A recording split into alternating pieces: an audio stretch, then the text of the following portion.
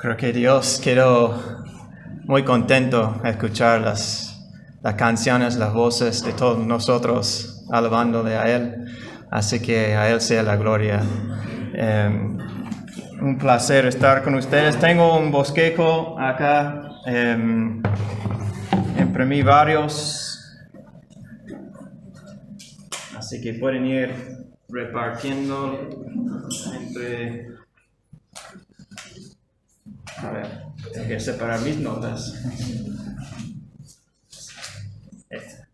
Son algunos 30, no, creo que se alcanza, pero quizás pueden compartir si quieren, si están en pareja.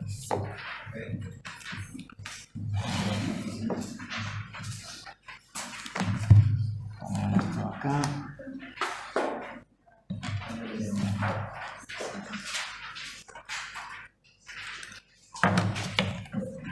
Acá.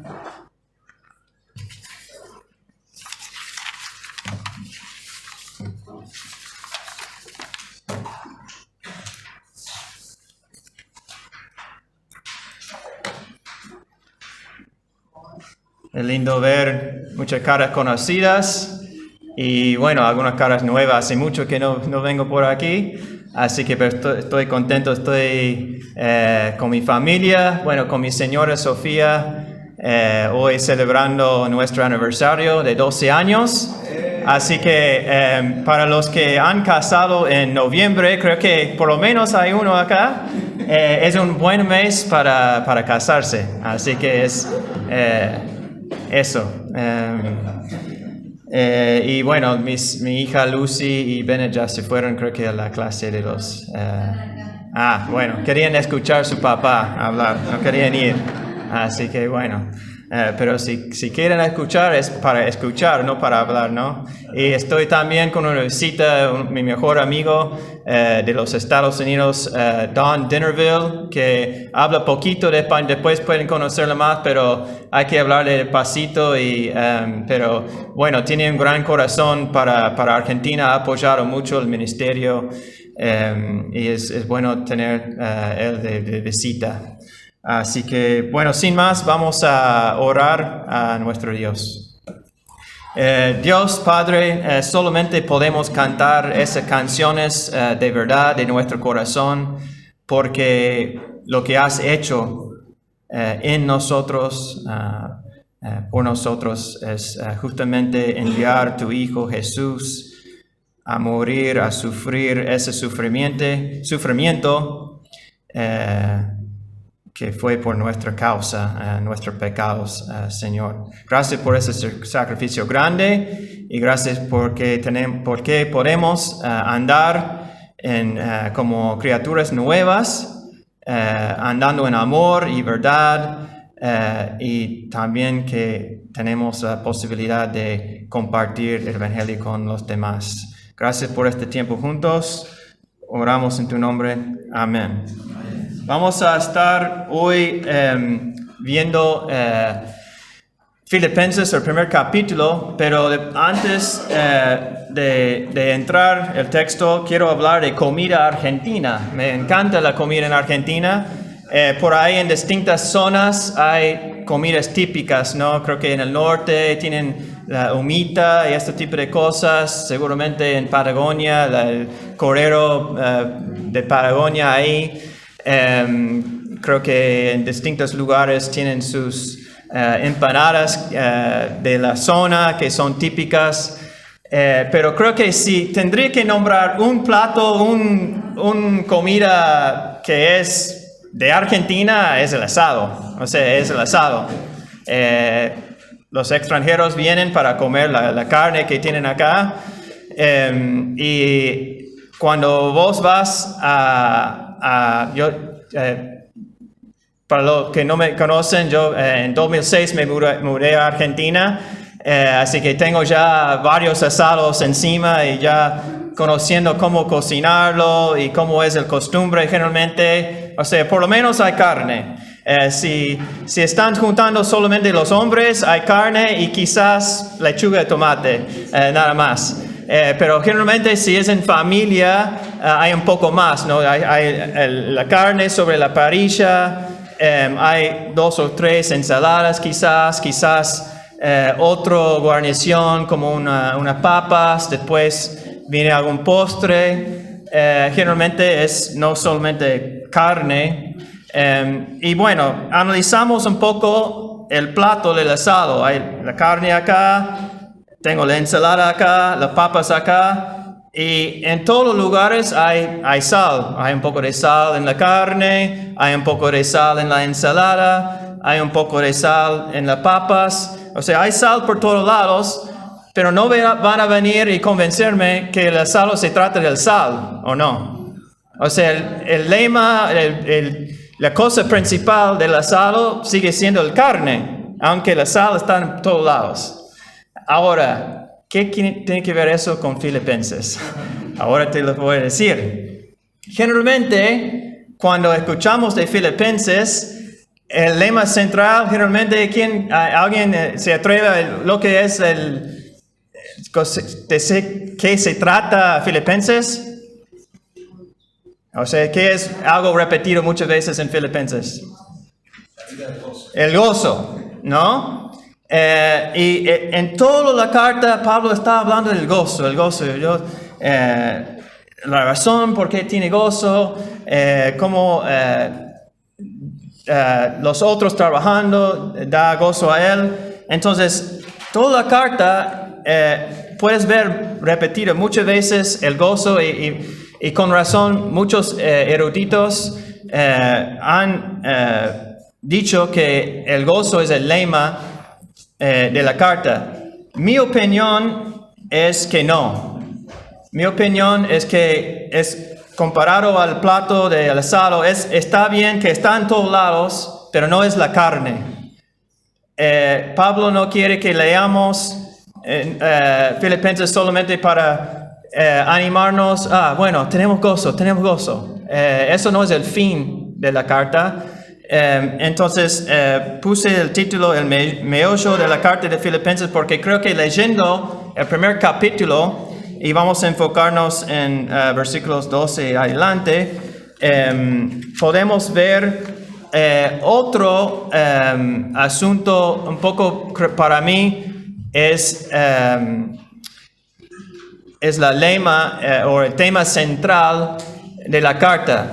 Ahora creo que si no me equivoco, la semana que viene Esteban va a venir. ¿Es así? Okay. Y creo que él va a predicar en Filipenses. Y si él, o sea, no quiero que ustedes ahora, si otra persona viene y habla de que la lema es gozo, no quiero que ustedes, no, estás equivocado. O sea, entiendo que varios eruditos tienen su opinión, eso es una opinión mío. Así que no quiero yo creo que está bien si otros tienen otra opinión. Es quizás otros puntos de vista. Y seguramente hay muchos motivos por lo cual Pablo escribió esta carta. Entonces, no sé qué versión yo voy a leer en NBLA. Creo que tienen distintas versiones y vamos a estar sacando diferentes puntos en esta carta. Empezando en capítulo 1, versículo 12, quiero que sepan, hermanos, que las circunstancias en que me he visto han redundado en un mayor progreso en el Evangelio, de tal manera que mis prisiones por la causa de Cristo se han hecho notorias en toda la guardia pretoriana y a todo lo demás. La mayoría de los hermanos, confiando en el Señor por causa de mis prisiones, tienen mucho más valor para hablar la palabra de Dios sin temor. Algunos a la verdad predican a Cristo aún por envidia y rivalidad, pero también otros lo hacen de buena voluntad. Estos lo hacen por amor, sabiendo que he sido designado para la defensa del Evangelio. Aquellos proclaman a Cristo por ambición personal, no con sinceridad, pensando causarme angustia en mis prisiones. Entonces, ¿qué? Que de todas maneras, ya sea fingidamente o en verdad, Cristo es proclamado, y en esto me regocijo. Sí, y me regocijaré, porque sé que esto resultará en mi liberación mediante la oración de ustedes y la provisión del Espíritu de Jesucristo, conforme a mi anhelo y esperanza de que en nada seré avergonzado, sino que con toda confianza, aun ahora como siempre, Cristo será exaltado en mi cuerpo, ya sea por vida o por muerte. Pues para mí el vivir es Cristo y el morir es ganancia. Pero si el vivir es en la carne, eso significa para mí una labor fructífera, entonces no sé cuál escoger, porque de ambos lados me siento apremiado, teniendo el deseo de partir y estar con Cristo, pues eso es mucho mejor. Sin embargo, continuar en la carne es más necesario por causa de ustedes, y convencido de esto, sé que permaneceré y continuaré con todos ustedes para su progreso y gozo en la fe, para que su profunda satisfacción por mí abunde en Cristo Jesús a causa de mi visita otra vez a ustedes. Y bueno, terminando en capítulo 1, el último párrafo ahí en versículo 27, solamente compórtense de una manera digna del Evangelio de Cristo, de modo que ya sea que ya vaya a verlos o que permanezca ausente, pueda oír que ustedes están firmes en un mismo espíritu, luchando unánimes por la fe del Evangelio. De ninguna manera estén atemorizados por sus adversarios, lo cual es señal de perdición para ellos, pero de salvación por ustedes, y esto es de Dios. Bueno, terminamos ahí. Vamos ahora a analizarlo en diferentes secciones, pero antes, viéndolo como un entero, vemos aquí la palabra evangelio aparece en el primer capítulo. No leí los primeros 11 versículos, pero en versículo 5, él habla de por su participación en el evangelio. En versículo 7, él menciona el evangelio diciendo, pues tanto en mis prisiones como en la defensa y confirmación del evangelio, todos ustedes son participantes conmigo. Entonces habla del evangelio ahí. En versículo 12 dice quiero que sepan, hermanos, que lo que pasó fue por mayor progreso de ¿qué? Del evangelio. Después en versículo 16, estos lo hacen por amor, sabiendo que he sido designado ¿para qué? Para la defensa de ¿qué? Del evangelio. En versículo 27 vemos 2 veces la palabra evangelio repetido. Entonces ya son 1, 2, 3, 4, 5, 6 veces que él menciona la palabra evangelio. Pero si pensamos bien, cuando alguien habla de predicar a Cristo, compartir a Cristo, también está hablando de evangelio. En versículo 14, Pablo menciona que hablar la palabra de Dios, eso es el evangelio. En versículo 15 dice, algunos predican a Cristo, está hablando del evangelio. En versículo 17 dice, algunos proclaman a Cristo, está hablando del evangelio. En el versículo 18 habla de que Cristo es proclamado. ¿Cómo es Cristo proclamado? A través de anunciar las buenas nuevas. Entonces, en este capítulo, solamente viendo estos versículos, tenemos 1, 2, 3, 4, 5, 6, 7, 8, 9, 10 veces Pablo hace referencia al compartir, a predicar, a anunciar las buenas nuevas. Las buenas nuevas son exactamente el evangelio, ¿no? Entonces, aquí vemos que Pablo arrancando, no con el gozo, pero ¿por qué tiene gozo? Él habla de la razón, o lo que motiva a él, el producto de su gozo. Su fin no es el gozo. El gozo viene de Japa. El gozo viene de Japa, de predicar a Cristo, compartir a Cristo, y si eso es su fin, siempre estar con mucha alegría y gozo, porque él dedicó su vida a eso. Es claro que para Pablo su gozo es un resultado directo de su labor en compartir el evangelio. Pablo quiere que entendamos que compartir el evangelio era su mayor pasión, Y él definió el éxito. ¿Cómo definió el éxito? ¿De cuántas casas tenía? ¿De quién fue elegido gobernador? Por su capacidad de proclamar el evangelio a tantos que pudiera. En otras palabras, su obsesión y tesoro mayor no fue simplemente obtener la salvación o entender las doctrinas de gracia, sino en el poder de compartirlo con otros. El gozo en sí no es a lo que apuntamos. Es un producto de vivir según el Espíritu. El fruto del Espíritu, gozo. Y justamente cuando nos identificamos con la muerte, sepultura y resurrección de nuestro Señor y tenemos el deseo de compartirla con los demás, estamos viviendo según el Espíritu, ¿no?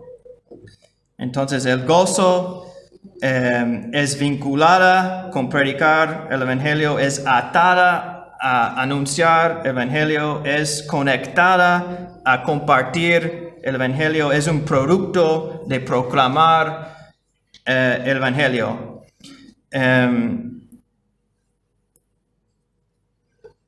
Si lo que te trae gozo en la vida es si un equipo de fútbol gana, a veces vas a estar con mucho gozo y a veces vas a estar con poco gozo. Yo no sé cómo llegué a ser hincha de Estudiantes, pero recién hace pocos días tuvimos gozo, ganamos contra Boca. Pero seguramente hemos perdido mucho más contra Boca. Así que si mi vida es basado en cómo va Estudiantes, voy a estar algunas veces con gozo y algunas veces no. Si nuestra vida se basa en si un determinado partido de política está en poder o no, entonces cuando nuestro partido estamos con gozo, y cuando no está, estamos no con gozo. Si basamos nuestro gozo en lo que vemos en el tele, en las noticias, bueno, la mayoría de veces no vas a tener gozo porque las noticias están llenas de malas noticias, ¿no? Entonces, nuestro gozo viene del Evangelio y es firme y seguro y constante. Vemos en otras ocasiones, ¿no?, donde Pablo habla de eso, de su labor principal es eso. No tienen que, yo voy a leerlo rápidamente. 1 Corintios 1, 17. Pues Cristo no envió a bautizar, sino a predicar. Fue enviado Pablo a hacer ¿qué tarea? A predicar a Cristo. Colosenses 1, 6. ¿Qué es su preocupación? ¿Qué es su tarea? Empezando en versículo 5. A causa de la esperanza reservada para ustedes en el cielo, de esta esperanza ya han sabido por la palabra de verdad, que es el Evangelio, que ha llegado hasta ustedes. Este Evangelio está dando fruto y creciendo en todo el mundo, como también ha sucedido entre ustedes desde el día en que supieron de la gracia de Dios y la comprendieron plenamente. Y bueno, podemos hablar de un montón de otros versículos, no tenemos tiempo, ahora quiero enfocar en Filipenses, ¿no? Entonces vamos a ver un par de puntos que tienen ahí. El primer punto es, vamos a ver en versículos 12 a 14, proclamar el Evangelio es mayor que el derecho de Pablo a estar cómodo. Muchas veces vemos, hoy en día hablamos de, nos gusta estar cómodos, nos gusta estar muy cómodos. Especialmente yo vengo de Estados Unidos, nos gusta estar muy cómodos con cosas. Y Pablo dice, no, si Dios quiere enviarme al cárcel para avanzar el Evangelio, que me envíe al cárcel. Si me envía a tal ciudad donde me van a golpear y dar, ¿cómo se llama? El lazo, azotes, hace así. No me importa si soy cómodo, porque no es su fin de la vida, ¿no? Entonces no tiene miedo el Pablo de estar incómodo. ¿Dónde está ahora Pablo escribiendo? Dice que quiero que sepan, hermanos, que las circunstancias en que me he visto han redundando en un mayor progreso del Evangelio. ¿Qué circunstancias está? La mayoría piensan que, Pablo está en el cárcel, más probable estar en la cárcel de Roma, porque habla acá en versículo 13, de tal manera que mis prisiones por la causa de Cristo se han hecho notorias en toda la guardia pretoriana y a todos los demás. La mayoría de eruditos piensan que, él está hablando de la pretoriana, que fue unos soldados que trabajaban ahí en el capital del Imperio Romano, ¿no? Soldados importantes. Entonces Cristo dice, yo tengo un labor para ti, necesito que vas al cárcel porque hay algunos carceleros ahí que necesitan escuchar. Bueno, yo voy, Pablo dice, no tengo problema, estoy contento, estoy con gozo porque puedo predicar a ellos. Es un desafío para nosotros, ¿no? Es un desafío vivir así. Vengo con algunas pruebas para ustedes. Esta primera pregunta es difícil. Voy a ver si reconocen algunas figuras. Seguramente eso va a ser muy, muy difícil. Yo tampoco lo conocí antes de... Cambio está pasando. ¿Por qué estoy pasando con...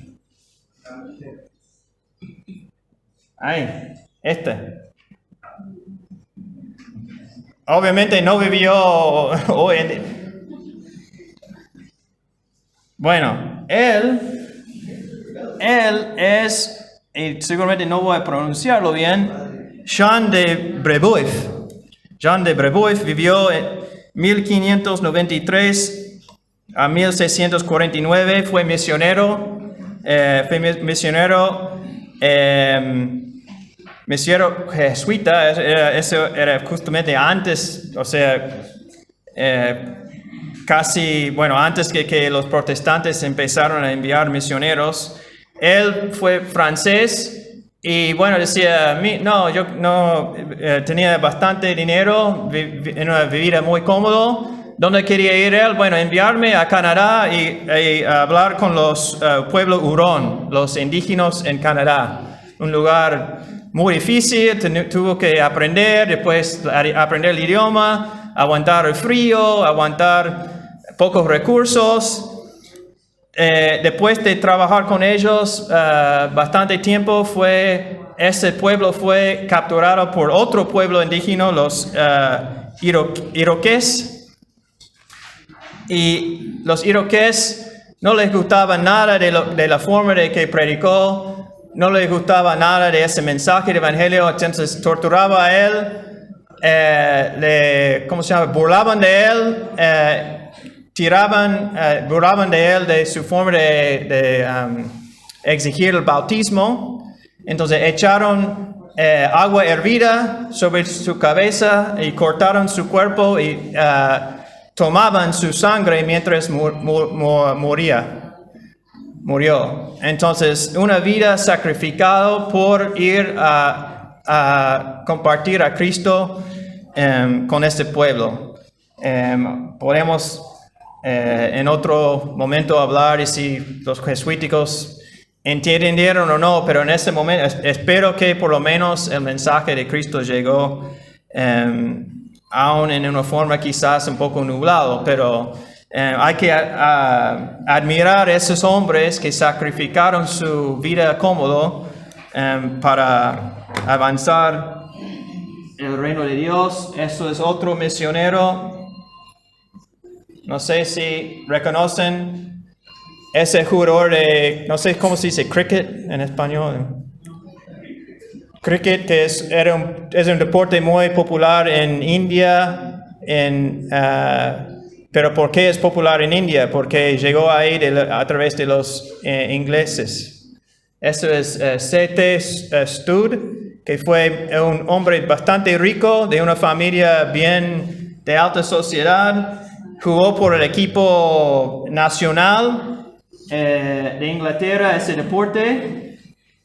Y bueno, decidió ser misionero y dejó su vida cómodo para servir. Él sirvió en China, él nació en 1860, después se fue a China en 1885, hace 25 años. Después estuvo en India 6 años, en 1900 a 1906. Después se fue a África. Y después se murió ahí en 1931 en Congo belga, en el medio de África. Él decía, si Jesucristo es Dios y murió por mí, entonces ningún sacrificio puede ser demasiado grande y quiero vivir para Él. Algunos quieren vivir con el sonido de la campana de la iglesia cerca. Yo quiero dirigir una tienda de rescate a 1 metro del infierno, decía él. Una cita bastante interesante, pero tenían un anhelo de estar predicando, ¿no? Después, otro que dejó su vida cómodo, otro deportista, no sé si reconocen a este. ¿Alguien lo dijo ahí? Eric Liddell, yo soy corredor, así que es uno de mis héroes. Ganó la medalla de oro en las Olimpiadas 1924 en los 400 metros, aunque su disciplina era 100 metros, pero obligaron a él a correr un día domingo. Y él decía, no voy a correr el día domingo, porque yo soy cristiano, no trabajo los días domingo. Entonces, bueno, uno de sus compañeros que corría la 400 decía, bueno, puedes tomar mi lugar. Y él ganó los 400 metros, ganó la medalla de oro. Después de eso recibió tanta fama en Inglaterra que lo llevaban en un desfile por toda la ciudad por la fama que obtuvo. Imagínate la fama. Él tenía como 22 años. Entonces, creo que sería similar a un joven, quizás podemos compararla a Julián Álvarez, un joven que gana el mundial para esa fama que tiene, y después, un par de años después, o sea, él tenía delante de él una carrera venían otras olimpiadas a ganar más medallas, pero se fue a la China a ser misionero, ¿no? Y murió ahí, y de hecho, no llegó a conocer su último hijo que nació porque fue capturado estaba viviendo en un campo de prisioneros de guerra en China, los japoneses, su familia huyeron y él iba a ir después, pero en ese momento quedó capturado. Entonces su mujer estaba embarazada. Entonces después nació su hija y no me acuerdo si era hija o hijo, pero no llegó a conocerlo.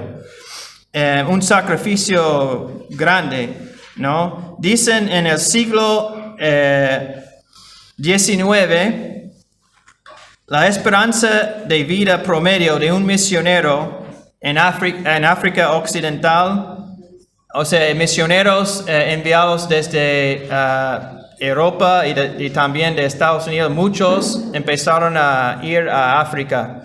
Y la vida promedio, alguien se desafía a tirar un número. ¿Cuántos años duraban su ministerio? ¿Cuántos años vivían? Piensa. Don dice 10, 5. El promedio de vida era 3 años.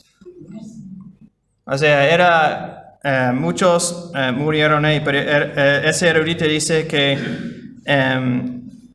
Ralph Winter ha llamado a estos intrépidos misioneros una corriente suicida. Si viajas por Nigeria, encontrarás cementerios misioneros en todas las ciudades importantes del sur del país. En verdad, sus lápidas resultaron ser las piedras fundamentales de la iglesia. Entonces, nosotros hoy, a veces pensamos, tengo un temor de sentirnos incómodos, ¿no? Yo creo que es más de tener un temor, de sentirnos incómodos. Yo creo que nuestro mayor problema, o por lo menos el mío, es sentimos que tenemos el derecho de estar cómodos. Y si sentimos que tenemos el derecho de estar cómodos, vamos a rechazar estos momentos cuando Dios nos envía a sentirnos un poco incómodos para hacer su trabajo, ¿no? Entonces, bueno, vemos eso en el primer punto, que Pablo no fue importante para él, o sea, su pasión por el Evangelio fue mucho mayor de su interés de ser cómodo, ¿no? El segundo punto es proclamar el Evangelio es más importante que la reputación de Pablo. Todos nosotros tenemos una reputación. ¿Qué es la reputación? Lo que otros opinan de nosotros, lo que otros hablan de nosotros. Hoy en día para muchos es importante tener muchos seguidores por Instagram, tener mucha gente siguiéndonos, viendo lo que estamos haciendo, que hablan bien de nosotros. Queremos poner nuestras mejores fotos, nuestras mejores caras, para que todos opinen bien de nosotros. Pero como cristianos, esto no es nuestro fin. Pablo dice acá, en versículos 15 a 18, está hablando de otros que están predicando el Evangelio. Dice, algunos a la verdad predican a Cristo aún por envidia y rivalidad, pero también otros lo hacen de buena voluntad. Estos lo hacen por amor, sabiendo que he sido designado para la defensa del Evangelio, pero aquellos proclaman a Cristo por ambición personal, no con sinceridad, pensando causarme angustia en mis prisiones. No sabemos exactamente qué están haciendo estas personas. Pablo no explica la situación, pero hay un grupo de hermanos que están predicando bien el Evangelio con sinceridad, y hay otros, de alguna forma, piensan causar angustia a Pablo mientras está en prisión. O sea, creo que están como medio como diciendo, mira a Pablo en prisión, su ministerio no vale nada, nosotros somos mejores que él, jajaja. Es como medio burlándose de Pablo, lo que está pasando, y diciendo que, bueno, que realmente ellos tenían el favor de Dios, y quizás estaban ganando ganancias, ganando plata. No sabemos, no estamos seguros, pero seguro que querían causar problemas a Pablo, a mostrarle que el ministerio de él era inferior. Quería pintarle a Pablo como alguien menor que ellos. Y esto es justamente querer tirar abajo una reputación de alguien. Pablo dice, no me importa. Predican a Cristo, no me importa mi reputación, no me importa si ustedes hablan mal de mí o ganan. Yo quiero que el Evangelio sea predicado. Si están predicando para que yo veo mal frente a otros, eso no me importa para nada, dice Pablo. Así que él, obviamente, si están predicando Evangelio falso, van a recibir una carta como Gálatas, donde dice, bueno, ustedes están predicando un falso evangelio. No, en este momento no está diciendo que están predicando un falso evangelio, sino que simplemente no estaban predicándolo con sinceridad. Así que para Pablo, bien. Más adelante, bueno, en versículo 20 dice, y eso es uno de mis versículos favoritos de la Biblia, conforme a mi anhelo y esperanza de que en nada seré avergonzado, sino que con toda confianza, a una hora como siempre, Cristo será exaltado en mi cuerpo.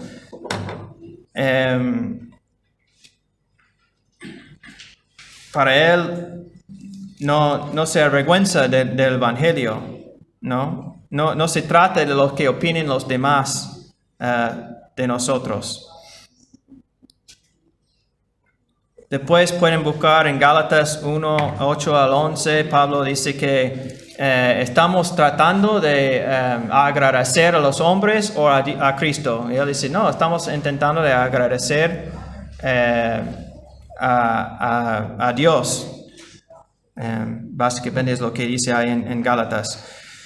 Después, más adelante, en versículo 22, después de decir, pues para mí el vivir es Cristo, el morir es ganancia, pero si vivir en la carne, esto significa para mí un labor fructífera, un labor. Proclamar el Evangelio requiere trabajo, un labor.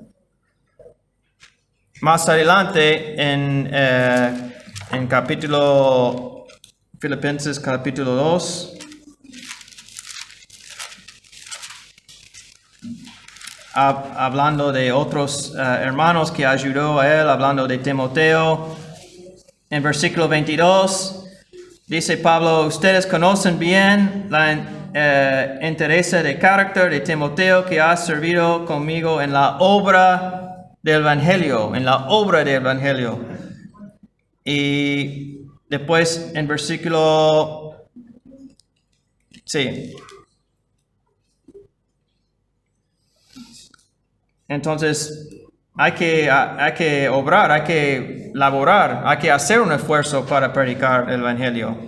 ¿No? Justamente en 2 Timoteo 4:5, Pablo escribiendo a Timoteo, tú por el contrario, sé prudente en todas las cosas, haz el trabajo de la evangelización, ¿no?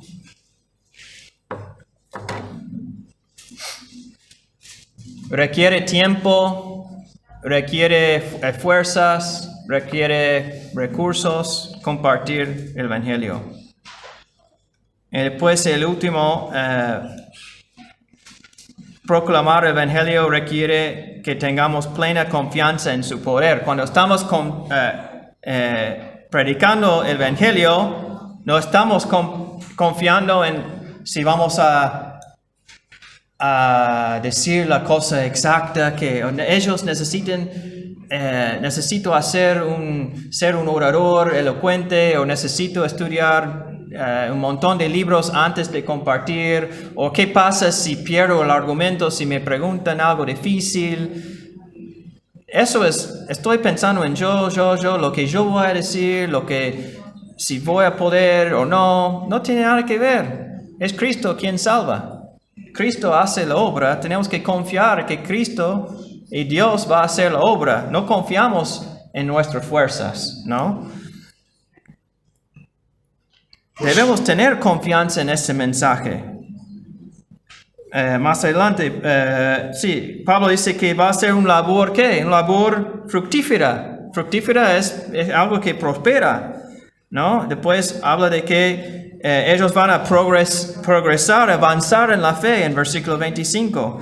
Y en versículo 28, capítulo 1, dice que no sean atemorizados por sus adversarios, lo cual es señal de perdición para ellos, pero de salvación para ustedes. ¿Y esto de qué? La salvación es de Dios. Es Dios quien salva. En 1 Tesalonicenses 1:5, luego pueden leerlo en casa, pero dice que el Evangelio llegó al pueblo, a esa ciudad, con poder y profunda convicción del Espíritu Santo. Y en Romanos 1, 16 a 17.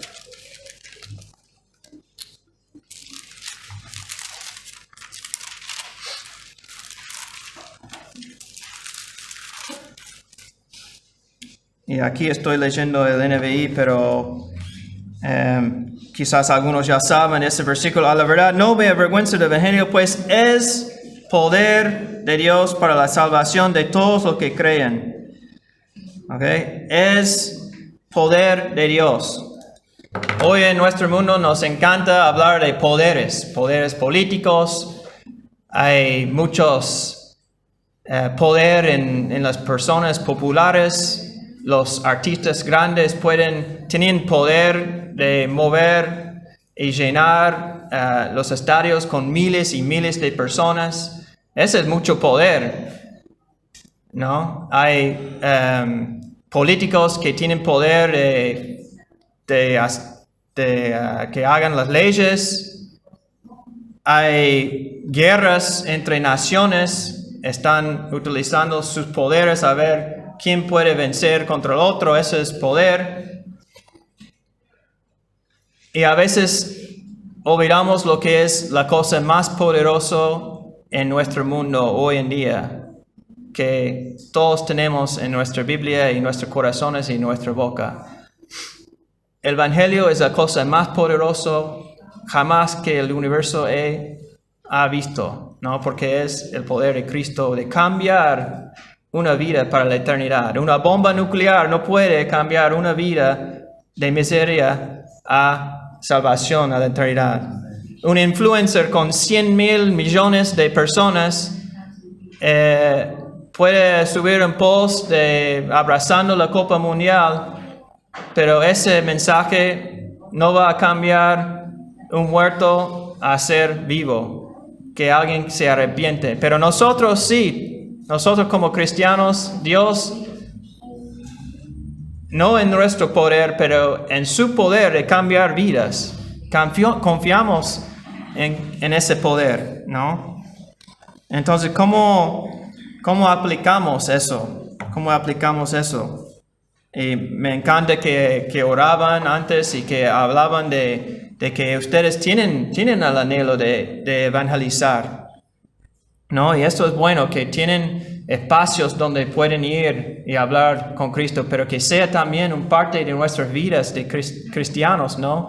De que compartimos todo el glorioso mensaje con los demás, ¿no? Identificamos después en su casa, puede identificar cuáles son los momentos, cuáles son las barreras que me prohíbe compartir el Evangelio.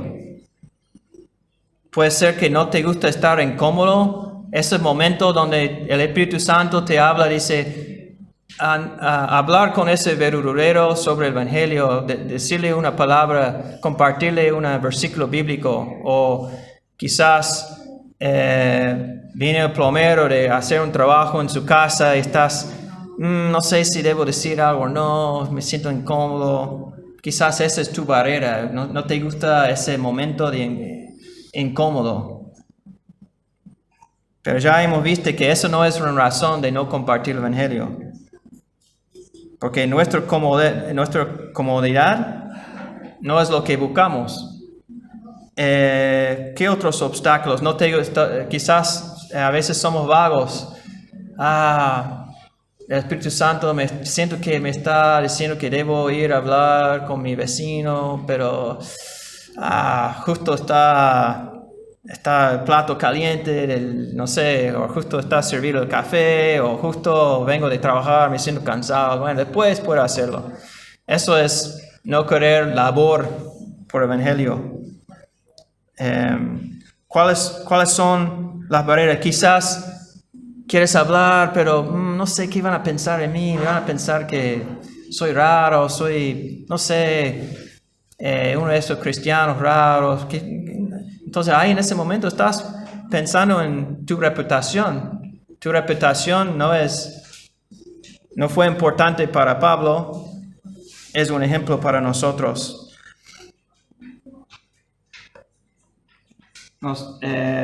Como el otro día yo y mi señora vimos una serie, creo que era una película sobre esa señora que es nadadora. Diana Naya fue su nombre.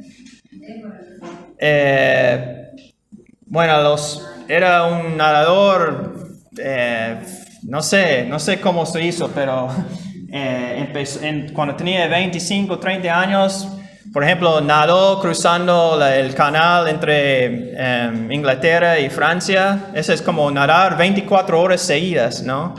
Y después tuvo la idea de ser la primera persona de nadar desde Cuba a Florida, que son casi 160 kilómetros, pero falló cuando tenía, no sé, 30, 35 años y después se renunció a ese sueño. Pero después, la película muestra eso mucho, después cuando tenía 60, 70 y pico años, y empezó a ver su vida, no es cristiana ella, y a esa edad ya pensando, ¿qué voy a hacer con mi vida?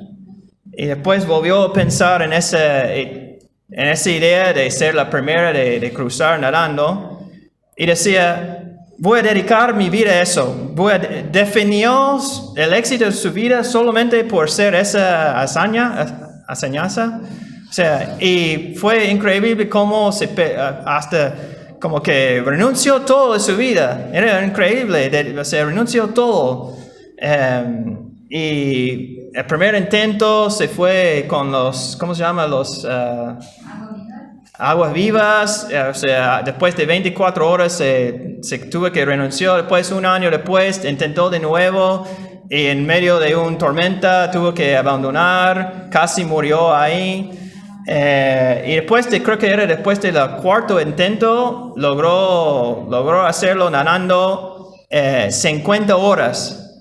Y hay todas reglas que nadie puede, o sea, pueden buscarlo en YouTube, pues, o sea, tuve que salir, nadie podría tocarlo o sea, yo no puedo ni estar despierto 50 horas seguidas. Y ella decía que era tanto ver como alucinaciones por tantas horas nadando. Entonces, ese es como un ejemplo de alguien que lanza toda su vida a una sola pasión, a una sola cosa. No me importa lo que opinen los demás, no me importa lo que opinan mis familiares, no me importa cuánto dinero que quiero gastar en ese sueño que tengo, voy a hacer todo para ese sueño.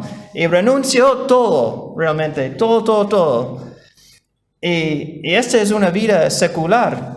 Imaginar nosotros no renunciando nuestras vidas con tal, pero por una causa que vale por la eternidad. Esa causa después nadie se va a acordar su nombre, quizás va a estar escrito en un libro, pero eso no. Es triste ver que esa persona entrega todo por este tipo de cosas, ¿no? Un ejemplo, ¿no? Y después termino con un ejemplo. Un ejemplo de mi vida. El otro día fui a abrir un café nuevo en el barrio, fui ahí a trabajar y charlé un poco con lo que me servía el café, y me hablaba así, estoy como en búsqueda, estoy como viendo qué es la fe, estoy como investigando. Era como, veía una persona dispuesta a escuchar, hablamos un poco, le dejé un folleto que habla del Evangelio, y me decía que, bueno, yo desafiaba a él a leerlo, y pues quedó pendiente que íbamos a hablar más sobre lo que él leyó. Y realmente yo fallé, o sea, todavía yo creo que Dios puede redimir la cosa, pero por una contra otra, yo creo que mi obstáculo era ser vago. No quería hacer labor de caminar o sea, siempre había cosas en la casa, o el ministerio, o el trabajo, y me olvidé de volver y hacer el esfuerzo de charlar con él. Y tendría que haber hecho el esfuerzo, pero y fallé. No estoy diciendo que Dios me ve como un fracaso. Y va a haber momentos que fallamos y momentos donde no. Pero creo que lo que vemos aquí en Filipenses es que lo que yo estoy intentando de animarles con esta palabra es que sea cada vez más victorias, ¿no? Que estos obstáculos cada vez más son menos obstáculos. Otro ejemplo donde fui,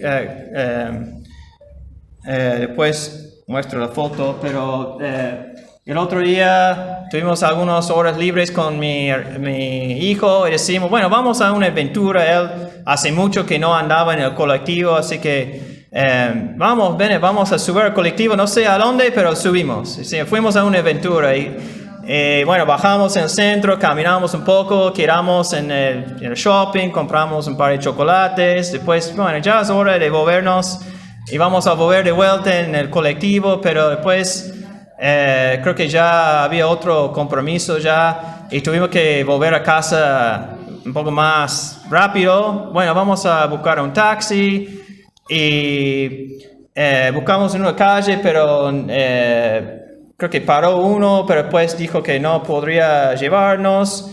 Y después a la vuelta encontramos otro taxi esperando, subimos al taxi. Y yo ahí contento con Benen en el taxi, hablando de esa aventura que hicimos. Y sentí como Dios me está hablando de que hay que hablar con el taxista. No, estoy cómodo acá con mi hijo, charlando de lo que estamos en un momento lindo. Estaba pensando en estar cómodo, no quiero hacer trabajo, no, ¿cómo voy a intentar meter el evangelio ahora? Yo también estaba dudando del poder de Dios porque ya estábamos cerca, llegando a mi casa, ya medio a 10 cuadras de mi casa, y no sé, no hay tiempo de compartir con él. No sé qué iba a pensar. Y después decidí, no, si Dios puso en mi corazón de hablar con él, voy a hablar con él. Y tenía algo en su, ¿cómo se llama? La parte que bloquea el sol, el visera. Yo pensaba que era un versículo o algo, pero yo preguntaba, bueno, ¿qué versículo tenés ahí? No es el versículo, era como, no sé, leyes de algo. Pero interesante, me dice, interesante que me hablas de la Biblia, porque hace mucho que no pienso en eso y creo que necesito escuchar. Y se paró el auto enfrente y quedamos charlando. Sí, porque hace mucho yo fui a una iglesia, pero después me alejé. Una iglesia ahí en Barrio General Paz, un tal Masters. Tuvo momentos lindos ahí. Debo volver ahí. Sí, Masters, sí. Y conocí la iglesia. Siguen juntando a la noche, a la tarde. No, ahora es a la mañana. Tuvimos un lindo momento. Después sacamos fotos. José Pérez no recibió el evangelio, pero pude compartir con él y yo tengo que confiar que la palabra y el poder de Dios va a cambiar la vida de José. Fue muy contento de recibir todos los folletos que entregué a él. Fue muy agradecido por la conversación y se ve que quedó desafiado en su vida porque él decía que estaba viviendo como medio en contra él entendió de que eso fue un mensaje para él. Entonces a veces pasa cosas así, pero en ese momento cuando pensé, no, estoy cómodo, no quiero hacer trabajo, en ese momento eso es el diablo hablando, es nuestro propio carne y no estamos escuchando el Espíritu Santo, ¿no? Que quitamos esas barreras de cómodo, de ser cómodo, de no querer hacer el trabajo, de pensar lo que van a opinar, eso nada que ver, porque nuestro gozo viene de simplemente compartir, ¿no? Entonces eso es el desafío. Y voy a terminar con una cita, creo que lo saqué de la página de Coalición por el Evangelio. No conozco bien quién es Darren Patrick, pero tenía esa cita que decía, entonces hombres y mujeres, este es mi desafío para ustedes, no vivas por debajo de tu privilegio, no fuiste creado solo para estar con cristianos todo el tiempo, aunque es lindo, hay espacios y obviamente tenemos que juntarnos como cristianos, ¿no? No fuiste creado solo para hacer el trabajo dentro de la iglesia, Dios tiene un gran llamado en tu vida, eres un testigo, Él te puso en el vecindario, te puso en una ciudad por una razón. Para una razón, viven acá en Argentina, en Salán o donde viven ustedes. Por alguna razón, Dios te puso ahí. Te va a costar, te va a quitar algo de tu tiempo libre. Él ha puesto a tu alrededor personas que son suyas. Ten confianza. Haz el trabajo de un evangelista y date cuenta de que solo Jesús puede salvar y Él quiere usarte. Amén. Oramos. Dios, gracias por la vida de Pablo, que no buscó su fama, no buscó estar cómodo, entendió ese evangelio glorioso y bueno, dedicó su vida a compartirlo con los demás. Ayudarnos a hacer justamente eso, de compartir un mensaje de verdad a los que están a nuestro alrededor. Y hacemos eso confiando en tu poder y confiando en que nos va a dar las palabras de decir y nos va a dar las personas con quien debemos compartir el evangelio. Oramos en tu nombre. Amén.